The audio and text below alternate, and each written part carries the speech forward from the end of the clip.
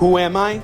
The co-writer, creator, and producer of the comic book that is taking the world by storm, Yi Shin, the true-to-life Korean warrior who fended off a massive invasion from the Japanese samurai. He never lost a single battle, and neither have I.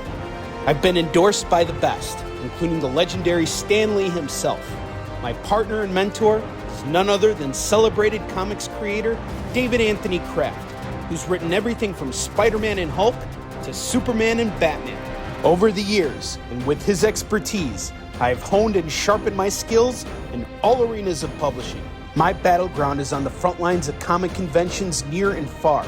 I've sold over 100,000 copies around the globe, and Yi Shin has now become a powerhouse with over 250,000 copies in print. I command the series that cannot be defeated in battle. I'm Henri Kompan, and you're watching Onward with Onrie.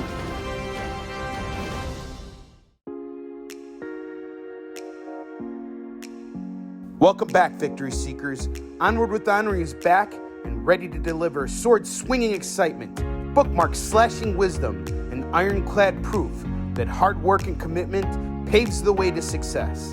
So sit back and get inspired. Where we last left off, I had succeeded in selling over 20,000 books in a single year at the end of 2019, which was hands down Yi Shin's greatest in terms of book sales. So good, in fact, that 8 of the 9 issues of the series went back to press.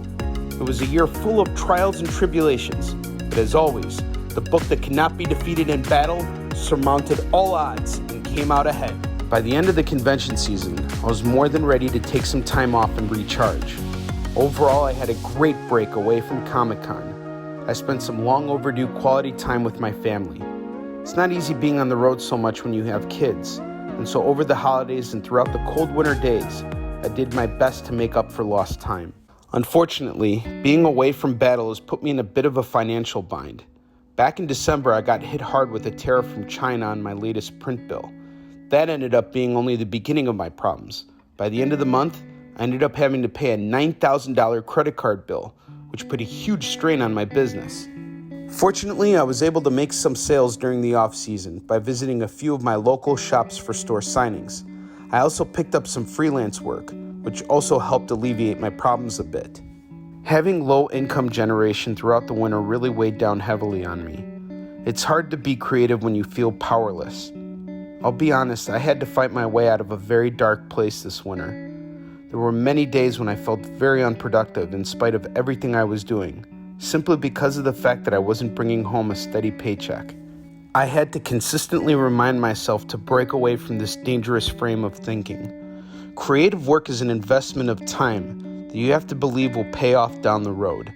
You can't afford to doubt yourself, and you have to be ready to face some pretty intense challenges. Your resolve will be tested constantly. There will be days when you believe that you're in over your head, and that's the point. No great warrior ever entered a battle being 100% certain of the outcome. No matter how well you plan for it, it's a gamble. And I believe that if you're going to bet on anyone, you might as well bet on yourself.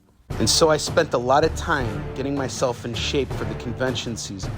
I came up with a new workout regimen to help strengthen muscles in my body so that I can stand for longer hours and carry heavier hauls with me to shows. Now, I'm ready to get back on the front lines and sell some comics. After having dropped more than 60 pounds, I'm in the best physical shape of my life, and nothing is going to stop me from bringing Yi Shin to the top. Unless, of course, I suddenly come down with both strep throat and the flu at the same time, which is exactly what happened 2 days before my first show. Fortunately, my doctor was able to diagnose me and got me on all the necessary prescriptions. I wasn't going to be at full strength, but as long as I could get through the show and not get anyone else sick, that's all that mattered to me. There's absolutely nothing easy about running your own business. There's no such thing as an overnight success either. Everything that happens with Yi Shin is a result of consistent and grueling hard work. Whether money is coming in or not, the show must go on. The season is about to kick off, and the first show on my schedule is C2E2, which is a local show for me. C2E2 is not my best show, despite the fact that many of my contemporaries can't stop talking about how great it is. I'm honestly kind of jealous of them. I wish it was like that for me too, but for some reason it never has been. and given my current prognosis so far, this year isn't shaping up to be any different. This is going to be a hard show. Needless to say, I don't usually bank on it being a big payday for me. This year, however, is different. I'm below my reserve right now, and I need to replenish the money I spent over the winter. Things have to go over well at C2E2, or else I'll be in big trouble. This has always been a tough show for me, especially last year when I was in small press. I had a genuinely bad spot, and despite all this, I still came out ahead, and so I decided to upgrade to a different spot. However, I've got way more experience and confidence now. I've survived shows where the attendance was so poor, you could actually see tumbleweeds blowing past aisles and still made a profit. I can survive any convention environment. At least that's what I'm betting on. I spent the day before the show lying in bed with a fever and feeling like absolute crap. I had no strength and I just could not sleep because I had so much anxiety about whether I would even be able to do the show or not. After all the months of preparing for battle, I was now on the verge of having to sit on the sidelines. I had to get better. By Friday morning, I got up and was feeling much better, but now I was losing my voice, and the show hadn't even started yet. The odds were against me, but I was up for the challenge. I wasn't going to let fear dictate my mood. I was ready for whatever came at me, and if I were to somehow fail, then I would make it a beautiful death. The first day was not off to a great start. The first 45 minutes of the show were a bust. I was beginning to wonder if this show was going to fill up at all, but then people started trickling down, and after that, things got very busy and stayed that way until the show was over. I survived the day, but my voice was shot to shit. I asked my doctor what I could do, and he told me that there wasn't much. So I stuck to home remedies, rested my voice when I could, and did not whisper. Here's a tip. If you ever lose your voice, whispering actually makes it worse. Drink lots of liquids. Staying hydrated is key. The next day, my father-in-law joined me on the front lines. He recently immigrated to the U.S. from Kazakhstan and really wanted to help me out during the show. Although he isn't a salesman, it was good having him there to watch my back and handle money. I also had someone to help me break down once the show was over. Day 2 ended up being fantastic. Once the floor opened, the first 5 people I pitched all bought books. Having my father-in-law at my side was not only helpful, but he also brought some good luck with him too. The entire day was consistent and busy, but my numbers at the end of the day were exactly the same as they were on Friday. I found this to be odd, but I wasn't going to question it.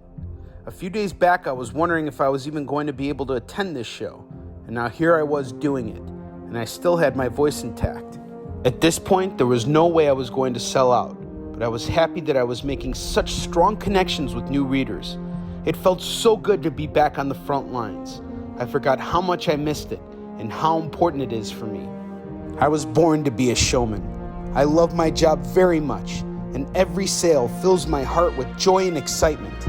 After more than 10 years of doing this, that thrill never gets old. Customer satisfaction is something that my team and I take great pride in. My father-in-law was very proud and happy to see this all happen. Back when we met for the first time, he asked me why I decided to become a comic book creator.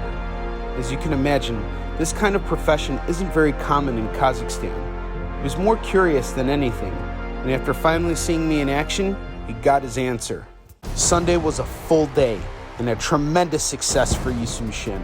I sold out of the first graphic novel, the first 4 single issues, and our latest issue, Hunter and Destroyer 1. Overall, I sold a little less than I did last year, but I made a big step towards my business's recovery. The terms of victory for this battle was not only selling books, but fighting through my own reservations. By not succumbing to fear and trusting myself, I did much better than I would have had I given up. And now, after all these years, I finally consider C2E2 to be a really fun show.